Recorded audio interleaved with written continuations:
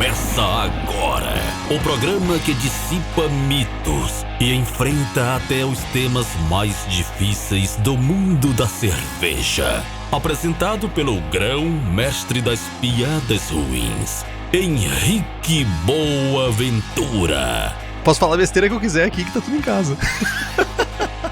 Na companhia de pessoas mais inteligentes que ele. Esse é o Braçagem Forte.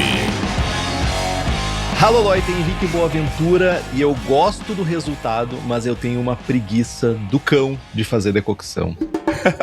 Você pensou nisso antes, mano? Eu sempre penso. Preguiça do cão de fazer decocção. Rimou ainda por cima. E essa foi espontâneo. E vocês já ouviram a voz que estava fazendo agora há pouco, inclusive falando, sussurrando no microfone aqui pra mim? Jamal. Trouxe ele porque ele é o cara da decocção reversa e ele vai discutir comigo se esse é o meio do caminho pra esse mundo que todo mundo odeia. Fala aí, meu jovem. E aí, pessoal, tudo bem? Hoje eu vou falar bem pertinho aqui do microfone pra encantar vocês com a maravilhosa técnica da decocção reversa. Porque se você tem preguiça de fazer decocção, a decocção reversa é o caminho. É muito bom. Funciona. Eu tô falando desse jeito porque eu tô com o microfone encostado na minha boca, pessoal, mas mais uma vez, muito obrigado por estar aqui, Henrique. Vamos falar desse processo maravilhoso que é a decocção e que todo mundo tem preguiça e eu me incluo dentro dos preguiçosos. Mas tem um caminho e a gente vai falar disso hoje. E sabe quem tá aqui também, na minha mais alta estima, são os nossos queridos apoiadores e apoiadoras do Braçagem Forte, que tem vários benefícios. Temos sorteios de equipamentos, livros e merchans exclusivos, participação no melhor grupo WhatsApp cervejeiro do país, acesso ao Julgando Forte, que é a nossa iniciativa de treinamento e aperfeiçoamento de avaliação de cervejas, que ano passado tivemos 2 kits da Stannis, e esse ano vai rolar um formato diferente, inclusive com a Coisa Linda. O Diego da Coisa Linda e eu vamos sentar juntos numa live no YouTube para avaliar e entender como julgar cervejas ácidas complexas. Então vai ser demais. E se você quiser ter acesso a tudo isso, faça como Bruno Ferraz Farias, Denis Torizani, Maurício Gardini, Edmar Kaufeld, Carlos Rogério de Carvalho Dutra e um séquito de outras pessoas mais que nos apoiam pelo Apoia-se. O link é apoia.se/braçagem-forte. O link tá no post.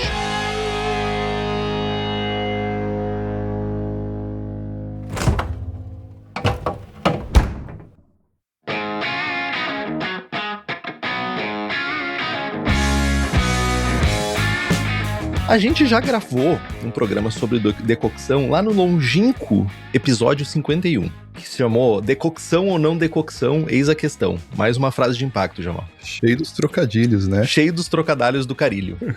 Mas relembrar nunca é demais, né? A decocção, de fato, eu falando aqui pro Jamal que sabe isso de cor e salteado, né? Mas pra quem tá ouvindo, é um método de mostura na qual a gente tem uma fração do mash que ela, contendo mais grãos e líquido, né, tipo, vai ter um mix aí, depende daí de como você está fazendo a abordagem, ela é retirada e levada para uma fervura separada da panela de mostura e depois reincorporada ao mash principal. O ponto central não é só controle de temperatura, apesar de que isso também faz parte do processo, controlar a temperatura ou fazer rampas de temperatura. Mas acontecem algumas coisas durante essa fervura desse pedaço, né? Aí a gente pode falar, Jamal, gelatinização dos amidos, formação de melanoidinas por reação de Maillard, né, que vai estar ali com calor mais extremo, né, junto da panela. Ajudar também a expor mais amido do meio do kernel, do meio do grão também, que muitas vezes não está 100% expostos. Então a gente vai... Sabe quando eu cozinho o arroz e fica aquele arroz grudento, pipocado? É basicamente isso, né, no final das contas. A decocção, ela é uma técnica bem tradicional. Usou-se por muito tempo como uma forma de contornar as limitações que o malte tinha antigamente. Nunca foi de propósito, as coisas surgiram, as coisas vão convergindo para um processo que funciona, né? Precisava. Aconteceu aquilo que você falou. Primeiro é um método de controle de temperatura. Antigamente não tinha termômetro e a decocção, ela faz muito bem o papel de dar certa precisão na temperatura, porque se você assumindo que você tem 2 pontos fixos de temperatura, a água e o malte na temperatura mais ou menos 10 graus, 20 graus, e o ponto de ebulição por volta, dependendo de onde a pessoa tá, 95 a 100 graus, se você conseguir pegar e misturar algo a 100 com algo a 20, dependendo da proporção, você tem uma temperatura fixa ali no meio, uma temperatura bem definida ali no meio, e você pode usar isso para controlar a temperatura.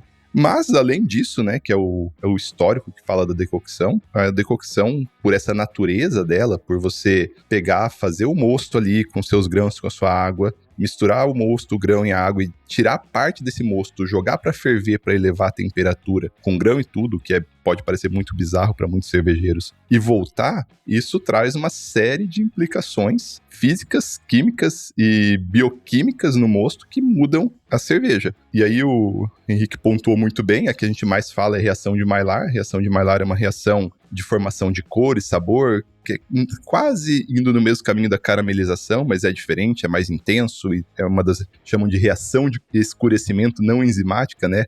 Caramelização e Maillard são as duas, mas vai muito além disso, porque muda o perfil de aminoácido do mosto, muda a fermentação, dá acesso a mais amido e muda tudo. Então a gente tem como uma primeira camada a reação de Maillard. Isso é muito característico, principalmente de cerveja tcheca. Primeiro, sabia que tem diferença da decocção alemã para tcheca, Henrique? E não somente isso, na alemã deve ter uns 10 tipos diferentes de decocção ainda. E elas são... No livro do Andreas Kremeyer traz pelo menos uns 12 tipos de decocção alemã. E conceitualmente acaba se tornando muito diferente, né? A tcheca, ela acaba trazendo muito mais essas características que a gente está falando, principalmente desse desenvolvimento de cor e sabor, tanto que se pegar uma cerveja tcheca, uma Bohemian Pilsner, feita só com malt Pilsen, comparar com uma German Pils, feita só com malt Pilsen, na mesma faixa de OG, para ser justo ali, né, uns 1048, e colocar ela lado a lado, a Bohemian Pilsner, ela é dourada profunda, enquanto a German Pilsner, ela vai ser um palha. Pálida, é uma cerveja pálida. Pálida, E isso está muito relacionado com como a decocção ela é decorrida. Aí, indo para um caminho mais secundário, o que acontece? Primeiro, a decocção ela vai dar mais rendimento. Você falou, né, que ela vai expor mais amido, vai mudar o perfil de gelatinização. O que acontece? O primeiro passo para você transformar o amido em açúcar é gelatinizar ele. O amido dentro do grão, ele está numa estrutura bem compacta, chamada estrutura cristalina, ou uma boa parte está nessa estrutura cristalina, e a água não consegue entrar nessa estrutura cristalina para hidrolisar, a enzima nem funciona ali dentro. E aí a maior parte dos maltes, ela vai começar ali a gelatinização por volta de uns 58, não é uma temperatura fixa, vai dar um pico em uns 62 a 65, depende da safra do malte, e aí você consegue, com essa primeira etapa, que a enzima ataque o malte, ataque o amido e transforme o amido em açúcar. Alguns grãos têm essa temperatura de gelatinização muito alta. Milho, por exemplo, você não consegue jogar o milho direto na mostura e converter ele, por mais que tenha enzima, porque essa estrutura cristalina ela é mais compacta e ela precisa de mais energia para se romper. E aí, antigamente, tinha os cozidores de milho. Eu já vi uns aqui no Brasil na fábrica lá em Petrópolis, da Boêmia, tinha um cozidor de milho. Sim, eles tinham equipamentos separados para fazer esse processo que não é nem um cereal mash, é basicamente cozinhar milho. É cozinhar, porque a temperatura ela vai romper essa estrutura cristalina e deixar a enzima entrar. E no malte, a gente tem a sorte que o malte, isso acontece em temperatura mais baixa, na temperatura que as enzimas atuam. Mas tem uma pequena fração que acontece numa temperatura mais alta. E aí a decocção ainda permite você acessar essa fração. É pequena, vai aumentar um pouco o rendimento, mas permite você acessar essa fração que não está prontamente disponível no mash normal. Então tende a ser mais... o rendimento é maior e muda totalmente o perfil de aminoácido do mosto. Isso faz com que o perfil de fermentação seja diferente. O mosto de decocção ele tem mais FAN, ele tem mais aminoácido disponível, a fermentação ela é um pouco melhor, mas como o aminoácido é precursor para os aromas também, muda o perfil aromático da cerveja. Então, é sutil, tudo é sutil. Mas principalmente em cervejas, aqui a gente tá falando de cervejas que são de sabores sutis, não são sabores extremos. Então, nessas cervejas, que nem tu falou, bom exemplo inclusive, uma Bohemian Pilsner, uma Czech Premium Pale Lager e uma German Pils, até uma Light Beer, são cervejas que têm perfis de aroma e sabor mais sutis. Então, tipo, qualquer diferença faz diferença. Qualquer diferença faz diferença. E aí traz, nessas camadas mais secundárias, é o que traz a diferença de uma cerveja bem típica mesmo para uma cerveja que é boa, mas que é um pouco diferente. Total. E um comentário que eu até ia fazer, historicamente falando, que tu trouxe muito importante, é a questão do aquecimento também, né? fazer decocção também era uma maneira mais barata, ou pelo menos uma maneira que boa parte das cervejarias tinham de poder fazer rampas, né? Fazer rampas de mostura, porque, basicamente, ter uma panela grande o suficiente para te poder aquecer ela por baixo não era comum em todas as cervejarias e era um equipamento caro, principalmente porque era feito de cobre, geralmente. Então isso também era um fator de não uso de rampas e sim de decocção, além de todas as partes aqui que o Jamal já trouxe, também historicamente tinha esse fator. Era caro fazer tinas de cobre para fazer mosturas em grande quantidade.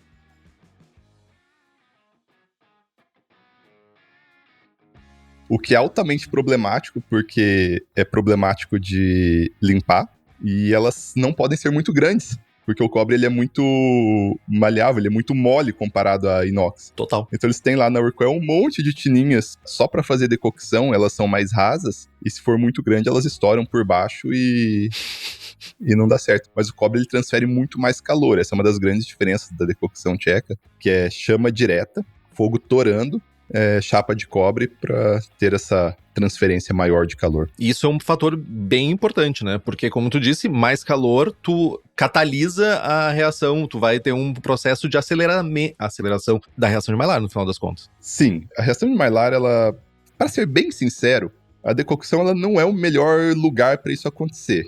A temperatura não chega tão alta, porque a reação de Maillard ela vai acontecer em pleno funcionamento, sei lá, por volta de 120, 130 graus. Mas beleza, ela acontece em temperatura menor, mas suspeito que na interface, principalmente em um sistema que transfere tanto calor quanto o cobre, você consiga elevar a temperatura, fazer micro-regiões com a temperatura mais elevada, que vai privilegiar a reação. E o moço da cerveja, ele também não é um bom lugar para acontecer reação de Maillard, porque o pH dele é baixo. E a reação de Maillard ela é bem complexa, né? Ela tem 1000 caminhos ali no meio, mas quando a gente faz cane sugar, por exemplo, um dos caminhos que a gente tem, né, no cane sugar faz que reação de Maillard. O que a gente faz no meio do caminho é subir o pH com um agente alcalino, porque aí a gente consegue realmente deixar a reação de Maillard acontecer. Na cerveja, o pH é baixo. Fervura vai ser 5.2. 5.2, 5.3. 5.3, depende, né? Mas acontece, a reação de Maillard ela é complexa e ela tem uma via de pH baixo também. E nessa via de pH baixo, se tiver os precursores certos, é onde dá cor. Olha que coisa interessante. Cane sugar é uma maravilha, Henrique. Quando você faz lá, você vai fazendo com pH mais baixo, com pH mais alto, pH mais alto, vai formando o precursor e não escurece. Escurece um pouco, mas não escurece tão de verdade assim. É para chegar no mais escuro. Aí, de repente, começa a queimar e formar um pouquinho de ácido, aí a cor vai para o mais intenso escuro. É uma das coisas que acontece na cerveja. Inclusive, já anotei aqui, chamar o Jamal para falar de reação de Maillard. Mas por que ainda a gente faz decocção hoje? Tem ainda motivos, além de você querer passar trabalho, além de você querer replicar processos antigos, porque no final das contas, a gente até não falou isso, mas outro motivo para usar decocção era a questão da modificação dos maltes. Tipo, Floor Malted, por exemplo, que é um clássico, como tu falou, da Bohemian Pilsner, é um malte que ele tem um grau de modificação não tão elevado, e aí o processo de decocção ajuda tu a extrair mais eficiência desse malte pouco modificado. Mas hoje em dia a gente tem malte moderno, com alto nível de modificação, apesar de que a gente ainda usa, né, Floor Malted, e a decocção deixa de ter um papel principal, mas ainda assim a gente consegue buscar fatores sensoriais, né, que são extraídos da decocção. Aumentar o caráter de malte, o maltado, trazer notas de pão, casca de pão mais complexas, dar um pouco de corpo. Tem todas essas questões que a gente ainda consegue trazer com a decocção, mesmo com maltes modificados, mesmo sem a gente ter a necessidade técnica, hoje em dia, de usar decocção. Procede? Totalmente. Antigamente, o processo de transformar o amido do grão em açúcar ele é um processo complexo, porque o amido ele está, primeiro, nessa estrutura cristalina que a gente falou lá no começo, segundo, essa estrutura cristalina está envolta em uma estrutura proteica e com outros componentes, como o beta-glucano, protegendo ela. Então, o amido está todo protegido ali dentro. Hoje, o malteiro faz quase todo o trabalho de expor o amido e de tirar essa estrutura que protege ele, mas antigamente ninguém sabia disso. Fazia-se a maltagem lá, o processo de malteação, era menos eficiente do que hoje, e aí os cervejeiros eles tinham um papel muito mais ativo em degradar essas estruturas, e a decocção ela certamente, principalmente a tripla decocção, ela passa por todas as etapas que necessita para que o amido seja degradado completamente. Mega legal que, hoje em dia, vamos pensar em cervejarias hoje em dia, né? A distância entre uma cervejaria e uma maltaria é muito grande. A maltaria faz o malte, deixa tudo prontinho, mas, historicamente, a conexão entre a maltaria e a cervejaria era muito mais próxima. Então isso, às vezes, inclusive dentro da mesma estrutura, tipo, a maltaria ficava junto com a cervejaria. Isso também influenciava diretamente, né, nessa questão de receita, de processo, etc. Na República Tcheca, boa parte das cervejarias que eu visitei eram cervejarias e maltarias ao mesmo tempo. Exatamente. Então, tipo, é por isso que o papel do cervejeiro é mega importante em entender o malte que está sendo criado na própria cervejaria, né?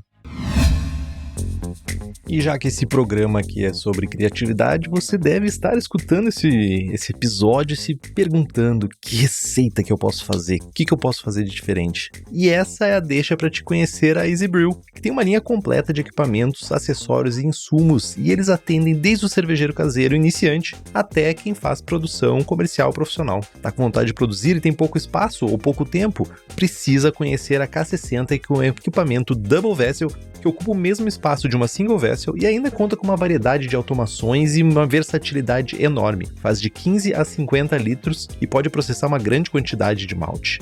Ah, e o nosso ouvinte tem 10% de desconto com o cupom Braçagem Forte. Entra agora no site easybrew.com.br para escolher o equipamento que melhor atende a sua necessidade. Easy Brew, cerveja sem perrengue. Eu só queria abrir um grande parênteses aqui. A gente tá falando de decocção, a gente falou de cerveja tcheca, a gente falou de cerveja alemã, mas tu também consegue fazer cervejas excelentes sem decocção. Eu só queria deixar nítido que decocção não é o único caminho para fazer uma cerveja excelente. Ah, com certeza. Mas é um caminho legal, é um caminho diferente, é um caminho histórico. Eu acho, inclusive, hoje, dentre as possíveis técnicas para fazer lagers incríveis, a decocção ela passou para segundo lugar para mim. Mas depende também do seu objetivo, né? De qual tipo de cerveja você está fazendo. Tem isso. Mas hoje, para mim, uma Helles feita com Lodo passou uma Bohemian Pilsner feita com decocção. Helles é um estilo que eu tenho tido um carinho enorme ultimamente. Andei fazendo algumas receitas e tenho saudade de ter na torneira de novo. E aí são técnicas que elas são difíceis serem compatíveis, né? A técnica de baixa incorporação de oxigênio. Até daria para fazer as duas juntos, mas ela tem algumas coisas que são contrárias ali. Mas, novamente, a gente falou sobre decocção simples, tripla. Só pra gente passar aqui, novamente, já falamos no episódio 51 sobre isso, mas decocção simples, basicamente, é fazer um processo uma vez só, que é remover, geralmente, 1/3 do mosto, passar para uma panela, fazer a fervura, na verdade aumentar a temperatura para a temperatura de mostura, ali na faixa dos 69, 70, para a faixa enzimática ali da alfa-amilase trabalhar, e depois aumentar, fazer a fervura de 15 a 30 minutos, e voltar esse mosto para dentro da panela principal de mostura para aumentar a temperatura para uma próxima rampa. Tem menos impacto sensorial, é um processo bem mais curto, a execução é relativamente mais simples, e a gente não corre risco, principalmente se a gente tiver, por alguma razão, com pouca capacidade enzimática no nosso mosto. Algum comentário aqui? Não. Decocção simples é uma versão até um pouco mais moderna, sim. E de todas, é a pior, eu acho. Até pior que não fazer decocção nenhuma. E historicamente era uma necessidade. Principalmente na Alemanha, a decocção simples era muito comum. Região da Baviera, era muito comum fazer decocção simples por os motivos que a gente falou antes. Limitações técnicas, basicamente. Não necessariamente porque estavam buscando algum perfil de sabor. Aí a dupla, ela faz o mesmo processo 2 vezes, alcançando 2 faixas diferentes de mostura. Então geralmente tu vai sair de uma faixa de descanso proteico para uma faixa inicial de beta-amilase para uma segunda fase ali de alfa-amilase trabalhando com mais intensidade. Nesse processo de decocção dupla, tu vai ter mais impacto sensorial, vai ter um pouco mais de impacto, coisa que não vai ter na decocção simples. É mais complexo e é um processo mais longo, e tem a questão também de, já fez 2. Será que 3 já não seria tão mais difícil, aumentar tão mais tempo, né? Eu tenho um estudo aqui de um tcheco falando das diferenças, mas, claro, é um viés tcheco. Depois eu falo sobre ele aqui. Boa. Posso explicar detalhadamente a tripla? Por favor, à vontade. Para quem não assistiu o episódio 51, porque a tripla é a mãe de todas, né? As outras são simplificações da tripla, vamos dizer assim. Então, a decocção, pensa que você vai pegar sua panela de mostura e você vai pegar uma panela de fervura adicional. Tem que ter 2 vessels para fazer. Fazer com 1 vessel só é muito difícil. Mas beleza. Você vai pegar sua panela de mostura e você vai colocar todo o seu malte e sua água de mostura lá dentro. E isso vai estar numa temperatura muito baixa. 20, 35 graus, por aí. Temperatura bem baixa. Você vai colocar tudo lá dentro. Você vai misturar, vai misturar, vai misturar. E a temperatura está baixa. E não acontece quase nada nessa etapa. Não tem reação de protease, não tem de amilase, não tem nada acontecendo. Você só está iniciando o processo. Nessa temperatura até acontece uma coisa interessante. Acontece a acidificação do mosto. Tem uma enzima chamada fitase, que ela atua e ela joga o pH para um pH mais baixo. Para quem não corrige, hoje em dia não faz sentido, e principalmente aqui no Brasil, que nossa água ela tem um nível de carbonato muito baixo, não tem muita necessidade. Fala de ti. A minha água é mastigável de tanta bicarbonato que tem na minha água. Tirando o caso do Henrique e das pessoas que moram em Bonito, porque lá também tem bastante, são os dois... Água de poço. Tirando esses 2 casos, essa primeira coisa, só de colocar... Você só colocou os grãos na água. Nada mais, não fez mais nada. Essa fitase ela vai atuar, vai abaixar o pH, tá todo mundo feliz. Aí, a sua tina de mostura, ela não tem chama, só na de fervura. Então você vai pegar 1/3, e essa é a decocção clássica, estou falando da decocção clássica. Você vai pegar 1/3 dessa mistura de água e malte e vai jogar para fervura. Vai tirar com grão e tudo. Como se estiver em casa, você vai tirar com uma canequinha, vai passar com uma canequinha. Se você estiver numa indústria, você vai ter uma bomba que passa grãos e tudo mais. E joga 1/3, exatamente 1/3 disso para fervura. Nesse processo, você vai esquentar e vai ferver por 10, 15 minutos, dependendo do tipo de decocção que você vai ter. Com grão e tudo. É bizarro. As pessoas se assustam, falam, mas e o tanino? Se o pH estiver certo, não tem problema o tanino. E olha o descanso ácido ajudando a gente a não ter problema com o tanino aí. Então você vai ferver isso por 10 minutos, mais ou menos. E você vai voltar, então, para sua tina inicial. Se for em casa com canequinho, se for na indústria pela bomba. Quando você misturar o mosto que ficou na panela, 2/3 mais ou menos ficou na panela, com 1/3 que foi para fervura, a temperatura de 35, ela sobe exatamente para 52. Exatamente não, vamos aproximadamente, porque nada aqui é exato. E sabe o que acontece na temperatura de 52? Protease atua. E aí você misturou e você usou isso aqui, mesmo sem termômetro isso daria certo, você estaria numa temperatura próxima à temperatura da protease para atuar. Aí você mistura, só homogeneiza a temperatura e faz esse processo mais uma vez. Tira 1/3 de tudo isso, de mosto mais grão, joga para a tina de fervura, ferve por 10, 15 minutos, dependendo da sua técnica de decocção, e volta para a panela original, para a panela principal.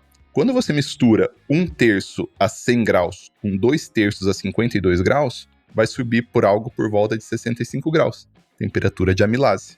E aí você mistura, homogeneiza, tira mais uma vez 1/3, manda para fervura, ferve esse 1/3, volta para a panela principal. Quando você misturar 2/3 a 65 com 1/3 a 100, vai para a temperatura de 75, que é a temperatura de mash out. Esse processo aqui, ele é muito demorado. Por quê? O que vocês não, talvez falando assim, não pareça, é as temperaturas de subida de temperatura. Porque você vai pegar algo a 30, 35 graus mais ou menos, vai mandar para a tina de fervura, ele tem que ir de 35 a 100. Se tua taxa de aquecimento for 1 grau Celsius por minuto, que é da maior parte dos cervejeiros, 35 para 100 dá 70. Vai dar 70 minutos de tempo de subida de temperatura. Haja paciência. Haja paciência. E sabe o que isso faz? Faz com que aquilo que ficou na tina de mostura, ela passe muito tempo na temperatura da rampa. Então, por exemplo, o que ficou a 52, ela vai ficar, dependendo do teu sistema, ela vai ficar 1 hora em rampa de protease. Pode quebrar, perder, ter problemáticas aí, dependendo do teu processo. E aí, então você passa muito tempo. Aqui, eu tô olhando uma rampa minha aqui, ó, 400 minutos. Quanto que isso dá em horas? Muitas horas, né? 6 horas e meia. Tá louco, meu. 6 horas e meia. Por isso, eu já alerto para vocês. Quem vai fazer decocção, garanta que sua panela tem uma taxa de aquecimento de 2 graus Celsius por minuto. Daí você cai para 200 minutos em vez de 400. Garanta que você tem o que fazer nesses intervalos. Uma vez eu fiz numa panela, isso tá lá no canal, inclusive, e ela tinha uma taxa de aquecimento bem baixa. Ela não dava 1 grau Celsius por minuto. A gente começou 7 da manhã e eu fui embora 10 da noite. Tá louco. Tá louco. Mas não é sempre assim, tá, Henrique? E quem esteja ouvindo, não leve isso em consideração. A panela que tinha uma taxa de aquecimento baixa. Mas eu acho que tem que fazer. as pessoas têm que fazer. Eu acho que pra testar, uma vez na vida tem que fazer. Nem que seja pra dizer que não gostou. Cara, se é caseiro, você consegue 4 graus Celsius por minuto de taxa de aquecimento. Mete o caga-fogo lá, joga no máximo, é rapidinho. Exatamente. Agora, naquela panela, nossa senhora, foi... Eu não terminei de fazer aquela cerveja, eu arreguei.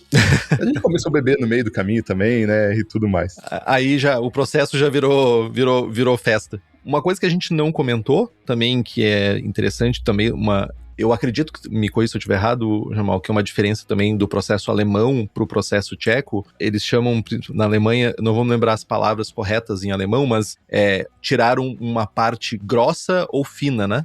Da mostura, que isso também impacta em perfil de aroma e sabor do resultado final da cerveja. Cara, eu tenho uma história interessante disso. Uma vergonha quase que eu passei na República Tcheca. Eu não sou especialista em decocção alemã. Eu tive uma grande experiência com a República Tcheca, com diversas cervejarias e cervejeiros lá. E depois de passar umas 3, 4 cervejarias assim e não ver ninguém falando desse negócio de mosto ralo, eu cheguei e perguntei pra eles, mas cara, e o mosto ralo? Os caras começaram a dar risada de mim. Falaram, cara, eu ouvi falar disso faz 2 semanas, eu nem sabia que isso existia. Mas na Alemanha é comum. Aí eu fiquei na dúvida se isso era algo mais americano, assim. Agora, se é comum na Alemanha, eu não sei. Sim. Mas na República Tcheca não é. Na Alemanha, comum é uma palavra muito difícil de ser usada, né? Eu diria que existe a diferenciação, principalmente se tu for ler... De novo, tem um livro do Andreas Kremeyer que fala sobre a coisa mais específica do mundo. É sobre técnicas do século XIX na Alemanha, 19 e 20, na Alemanha, daí ele faz uma abordagem enorme de parte técnica de produção de cerveja. E a parte de mostura, na documentação alemã, fala muito disso. Pegar, por exemplo, vai fazer uma decocção dupla. A primeira decocção, ela ser uma decocção que eles chamariam uma decocção grossa, com mais malte, e a segunda ser uma decocção mais fina, com menos malte, mais líquido. Então tem essa diferenciação, pelo menos em literatura alemã mesmo. Mas é interessante essa diferença para os tchecos. Na verdade, quem deu risada de mim foi o cervejeiro da Urquell, cara, você acredita? Ele não era mais cervejeiro, mas ele foi. Falou, cara, eu não sabia disso até pouco tempo atrás. Porra, é fronteira, é só dar um passo pro lado. Mas, eles fazem do mesmo jeito que... Agora, uma coisa diferente da decocção alemã, e aí, mais uma vez, não estendendo a toda a Alemanha, ainda mais considerando que não é minha grande área de especialidade, é que algumas decocções alemãs nem envolvem fervura. O equipamento da Hofbrau, por exemplo, tem aqui no Brasil, né, em Belo Horizonte, o equipamento da Kaspar Schultz, e ele é projetado para uma economia energética enorme. E muitos dos equipamentos alemães, eles não chegam a ferver, eles mantêm o mosto um grau ou alguns graus antes do ponto de fervura, e nesses equipamentos a decocção é feita sem fervura. Se a temperatura é elevada, você mantém a temperatura alta, mas você não chega a ferver, e aí não tem todo o estresse térmico que é característico da decocção tcheca. Para uma cerveja tcheca ser considerada cerveja tcheca, para ter aquele selo de designação geográfica, uma das coisas importantes é a taxa de fervura. Você tem que ter uma evaporação mínima para poder conseguir o selo de designação geográfica. Mesmo se ela for feita na República Tcheca, se ela não tiver uma fervura mínima, e aí talvez isso é algo de oposição aos alemães, ela não recebe o selo de cerveja tcheca. Isso eu não sabia. Olha aí, vivendo e aprendendo. Inclusive, decocção não é necessário para ter. É bizarro. Tipo, decocção lá é tão padrão que não fez nem sentido eles colocarem isso na lei, porque assim, é como eles fazem cerveja, eles nem sabem de fazer de outro jeito. Eles fazem IPA com decocção. Das minhas impressões, quando eu perguntei se você faz decocção pra eles, era quase equivalente a falar, você faz fervura? Eles não entendiam a pergunta. Como assim?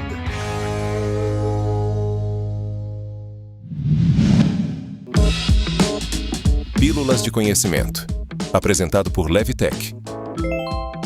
Você sabia que os produtos da reação de Maillard, gerados na decocção, que entregam complexidade de malte, também têm um lado B? Dependendo da intensidade do tratamento térmico, além de ampliar cor e aroma, você pode formar compostos que aumentam a carga de estresse da levedura e reduzem o desempenho fermentativo e a disponibilidade de aminoácidos no mosto. Nessas condições, a fermentação passa a depender ainda mais de leveduras saudáveis. E aqui, um ponto-chave. O oxigênio, no início da fermentação, é determinante para o crescimento celular e performance fermentativa. De nada adianta precisão na abraçagem se a levedura não tiver saúde para realizar uma fermentação limpa, estável e previsível. Por isso, nessa Semana do Consumidor, preparamos condições exclusivas no nosso site para você trabalhar com células frescas para o desafio de qualquer receita. Acesse levtech.com.br, confira as nossas promoções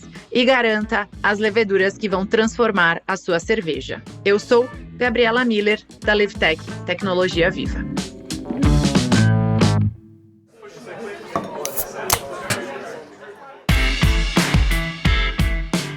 Olha só, nem só de processo histórico a gente vive, né? E aí eu acho que depois de a gente devagar aqui bastante sobre decocção, a gente entra em modernizações de processo de decocção. A primeira, que eu acho que, pelo menos foi a primeira que eu vi, que é um processo de simplificação, ou que eles chamam de decocção simples híbrida, que seria o processo Schmitz, que é uma variação de decocção que, enfim, tem algumas coisas interessantes aqui, que é, tu faz um combinado de algumas partes de processo. Em linhas gerais, o processo Schmitz, ele tem um seguinte passo a passo, né? A gente faz o nosso mosto, como o Jamal explicou, sobre uma decocção tripla, né? Mas a gente faz o mosto, vai estar cheio de rico em enzima, e tu faz lá aquela mostura, e tu mantém aquele mosto lá por um tempo específico. E aí depois tu vai fazer uma separação. Tu vai separar boa parte do líquido, manter em temperatura de sacarificação em outro vessel, outra panela, e aquela fração mais sólida, aí a gente volta a falar de mosto grosso, mosto fino, né?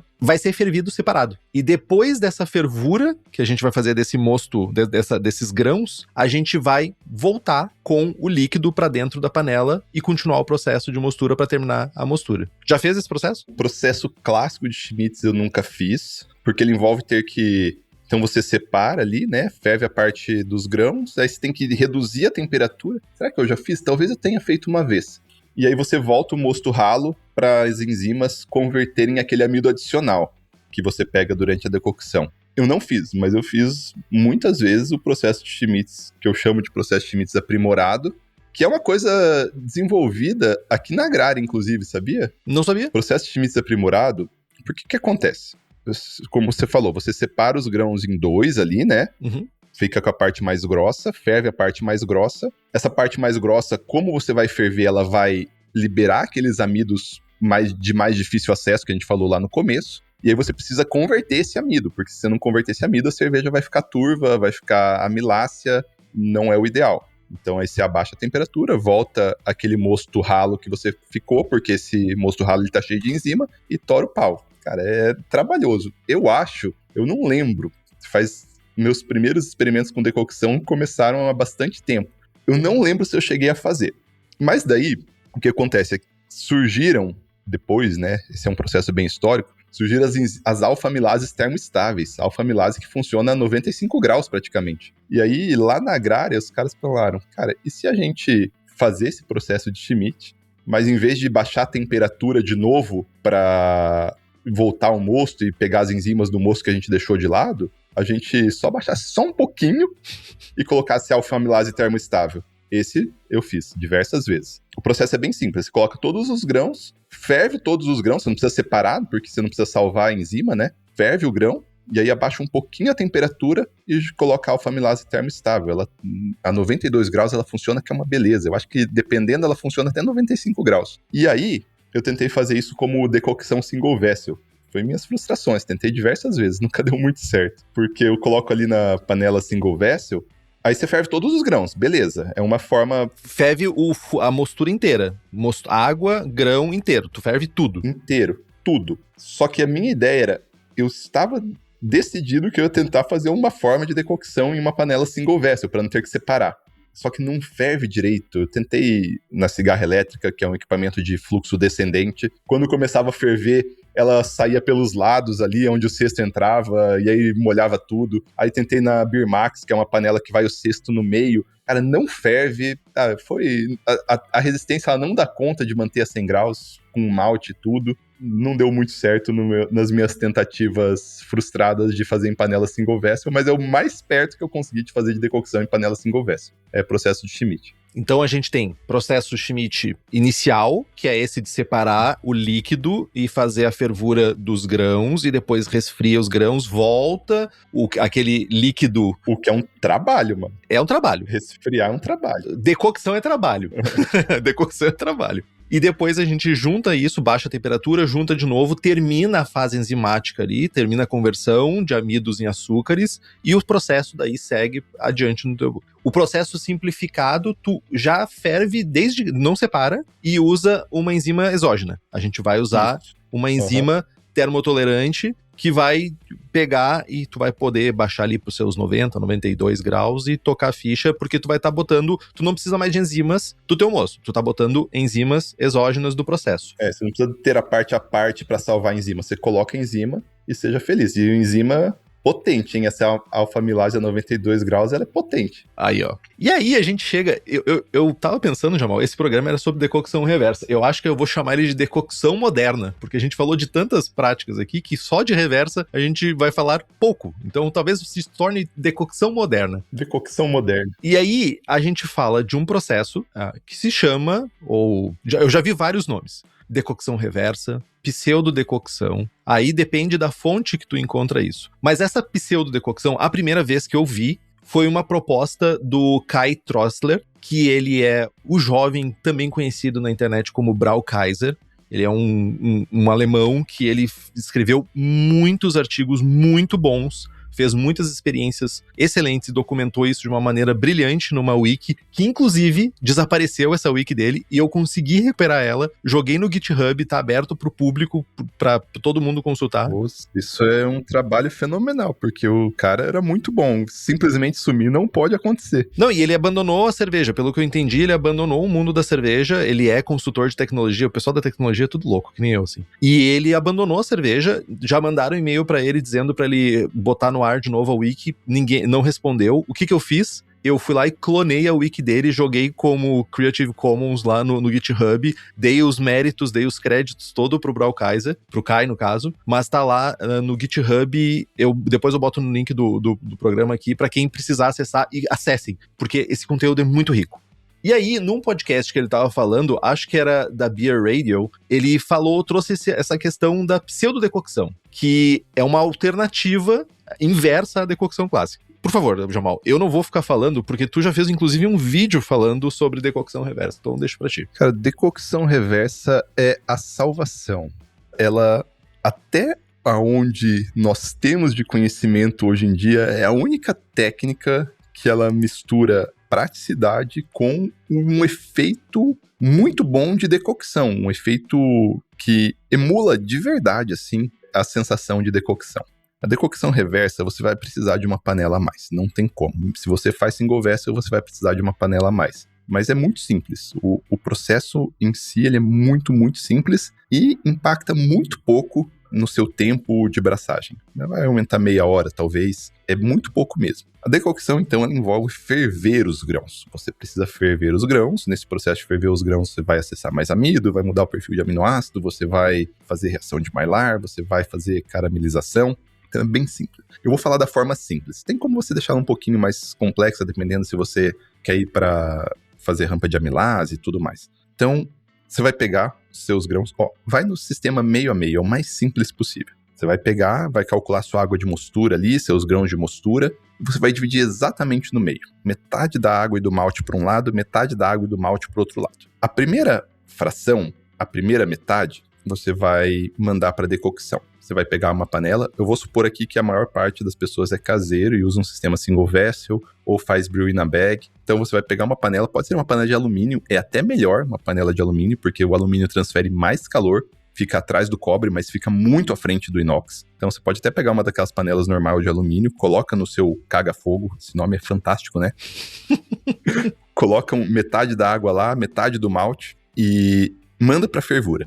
Para melhorar o processo, quando chegar em 70 graus, para ali, deixa ali 10, 15 minutos, porque aí você já faz uma conversão enzimática e facilita para frente. Mas beleza, o princípio é, pega metade dos grãos e da água e manda para fervura. Ferve, seja feliz. Ferve por 20 minutos, pode ferver por 30 minutos, para emular mais tempo de decocção. Porque a decocção, o tempo dela, ele é bem variável. Tem decocção alemã é mais curta, a decocção tcheca somando as 3 decocções, normalmente dá 30, 40 minutos, depende de como faz. Então pega, ferve por 30 minutos. E aí, você tem sua segunda metade, que tá lá pra ir na sua panela de mostura.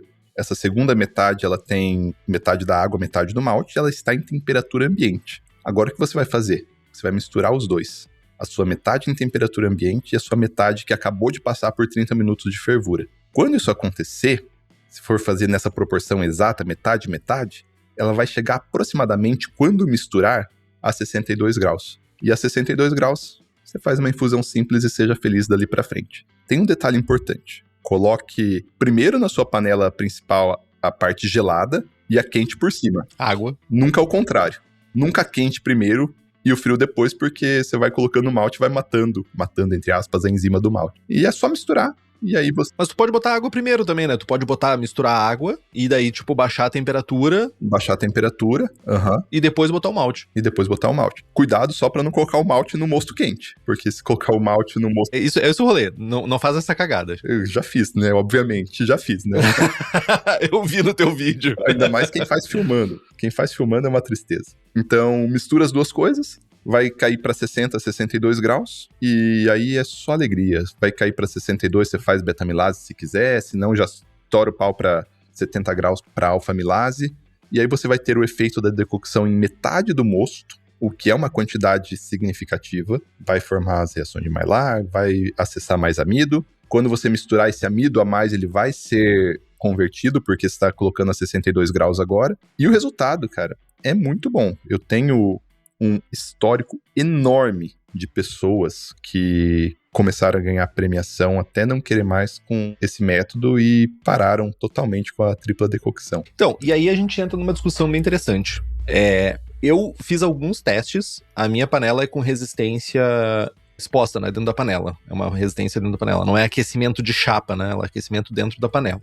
E eu fiz algumas experiências, fiz experiência fazendo o processo que tu relatou, né? De ter uma panela separada para fazer, onde tu tem daí essa questão do calor e a questão de acelerar reações de Maillard que tá acontecendo ali. E eu fiz também fervendo na panela com a resistência, mas com um cesto de inox. Cara, você conseguiu? Eu nunca consegui ferver com cesto de inox dentro. Então, consegui porque a minha resistência, eu fiz ela... a minha resistência ela é mais potente do que eu precisaria. E eu controlo com o dimmer. Então, tipo, para algumas partes, por exemplo, se eu quero fazer rápido aquecimento da água quero começar rápido a fazer cerveja, eu posso torar o dimmer para aumentar a potência da resistência e ela vai longe. E aí eu consigo fazer uma fervura É uma fervura como a gente tá acostumado numa decocção que chega a ter aquelas bolhas brotando? Não. É uma fervura mais branda porque tu tem ali o que acontece. Primeiro, tu não tem contato direto da resistência com o grão. Isso é a primeira coisa diferente. E a segunda é que tu não vai ter, como tu tem um cesto, né? Tu não vai ter aquela movimentação que tu teria durante uma fervura normal. Mas Henrique, deixa eu perguntar uma coisa. Como que é teu cesto? Ele fica suportado no lado da sua panela principal, né? Ele é por cima ou ele é interno só? É que é um cesto separado, não é como o teu equipamento, por exemplo, que ele é um cesto de inox que eu baixo ele dentro da panela, ele fica a menos de 1 centímetro da resistência, o cesto, a parte de baixo do cesto, e ele é simplesmente baixado dentro da panela. Ele não apoia na borda da panela? Não, ele tem pezinhos e ele apoia no fundo da panela. Ah, porque toda vez que eu tentei ferver com os que apoiam na borda da panela, foi espuma até não querer mais na parte externa e sai. Sabe quando você faz um arroz tampado? 100% tampado? Sim. Aconteceu isso. Eu testei poucas vezes, testei umas 3 vezes, mas não teve como, sempre. Cara, eu até me senti burro, porque eu testei umas 2 vezes muito tempo atrás, e aí depois que eu fui pra República Tcheca, eu vim aqui, fui testar de novo e fez isso. Falei, puta, como que eu não lembrei que faz esse efeito do arroz? Então tá, o teu deu certo. Não, mas foi de boas. É? Funciona de boas. O meu cesto, todas as paredes dele são de malha, então não é só o fundo, é toda a parede de malha. Ele forma um pouco de espuma, tá, Jamal? Mas ele não forma a nível de derramar. Uhum. E essa que é a moral. E tipo, eu acho que talvez nesse processo, o que eu notei de diferença entre esses dois processos, primeiro, os dois funcionam, fato. Os dois geraram uma cerveja muito boa. O que eu notei de diferença entre os dois processos? Cor. A cor que tu faz na panela com exposição direto no fogo, ela ficou mais profunda. E a que não ficou, ela deu complexidade de sabor, ela trouxe mais profundidade de sabor, mas não trouxe tanta cor. Mesma receita. Mas aí na chama você tem um estresse térmico muito maior, né? Com certeza. E aí, ainda mais no caso aqui, se usar alumínio, que transfere calor muito melhor que o inox, eu acho que acaba tendo uma influência muito grande. A gente tem um grupo aqui de cervejeiros que fazem cerveja tcheca, e neste momento, a gente tem uma pessoa aqui muito pirada, o Edson Paludo. Quem tá ouvindo talvez conheça ele dos meus vídeos. E ele agora está fazendo junto lá na Santa Efigênia, que faz alambiques, sabe? Uhum. É uma empresa que faz alambiques. Ele tá fazendo uma tina de cobre para fazer decocção. Para aumentar a taxa de transferência de calor. Isso para fazer mais fidedigno ao processo.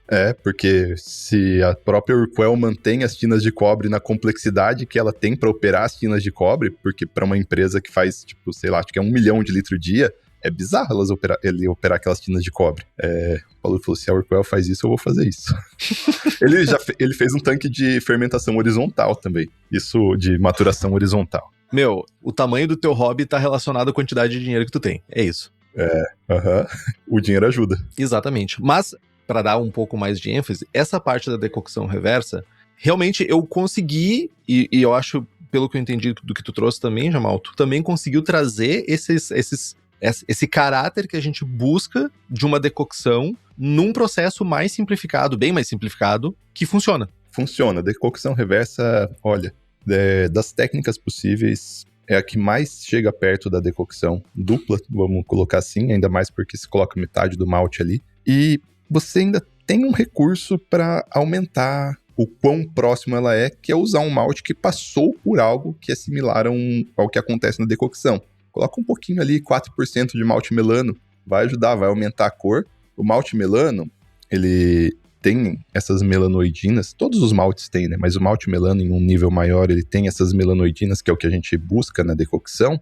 E aí do malte você vem uma parte e do processo vem a outra parte. Se você misturar os dois, você tem um processo melhor ainda. Total. Há boatos que a Urquell usa melano. Eles não falam. Ele fala que usa só malte pilsen. Eu acho difícil chegar naquela cor só com malte pilsen, hein? É muito escura a cerveja. Mas eles dizem que usa só malte pilsen e decocção. Um grande amigo meu diz que gelatina é tempo em pó e melano é decocção em grão. Não emula tudo, tá? Mas que emula uma parte, talvez a parte principal, ajuda. Porque o melano, ele não vai dar o perfil diferente de aminoácido, não vai dar o perfil diferente de FAN, não vai dar a parte tânica. Tem um certo taninozinho ali, ó, sutil, que vai bem com a proposta da cerveja. Então... O melano, ele foca em sabor e aroma, né? Ele traz sabor, aroma, basicamente isso é o que ele tá mais contribuindo ali, né?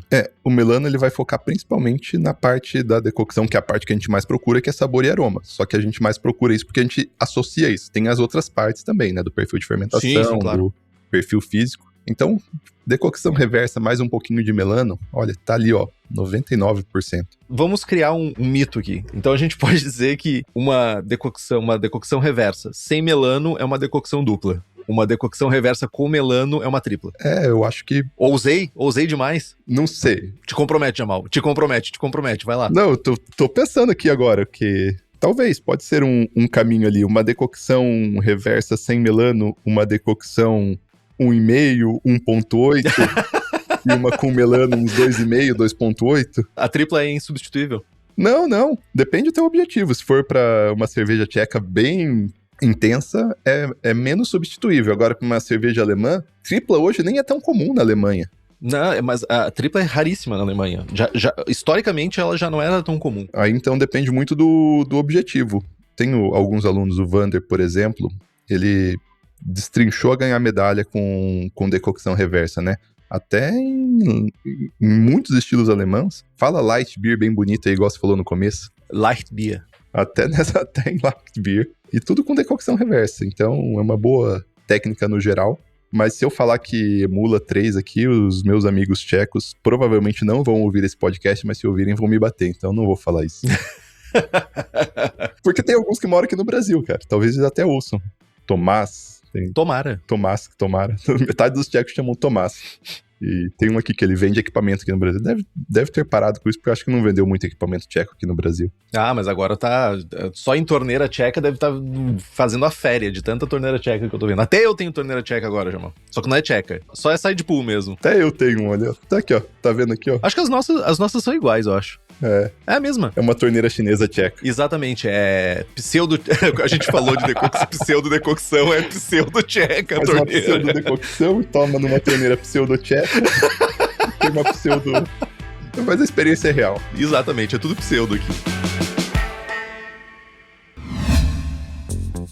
Falando em lúpulo, se tu quer toda a miríade de lúpulos selecionados nos Estados Unidos, inclusive o Strata, que é uma das especialidades da Hops Company, você vai lá no site deles, hopscompany.com, ou chama o pessoal no Instagram que te atende, ou ainda manda uma direct para já fazer um contrato e ter essa safra maravilhosa de lúpulos na tua cervejaria.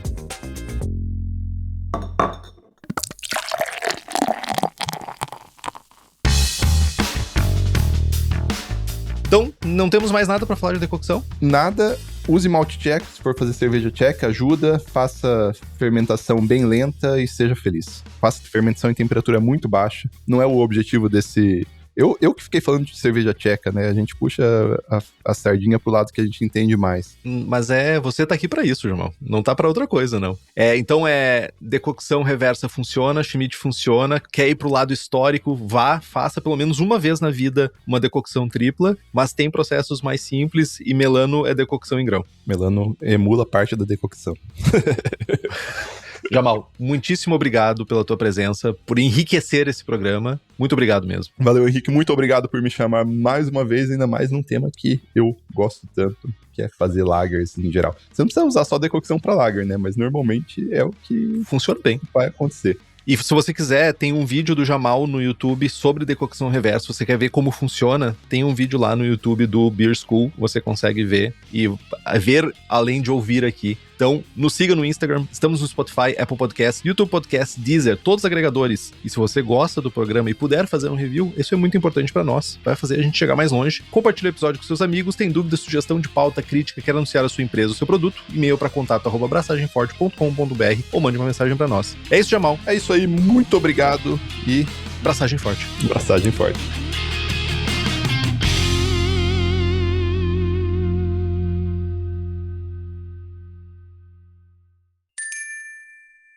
Este podcast é uma produção da Pint Network e está disponível no Spotify, no YouTube ou na sua plataforma de áudio preferida. Na nossa equipe, contamos com a colaboração de Henrique Boaventura, Ludmila Almeida e Maurício TK, sócios e apresentadores do podcast. Também fazem parte do time Gabriel Gurian, na apresentação e redação do blog, Rubens Reis, na edição, Hop Your Media, nas redes sociais, e Laís Andrade, no design.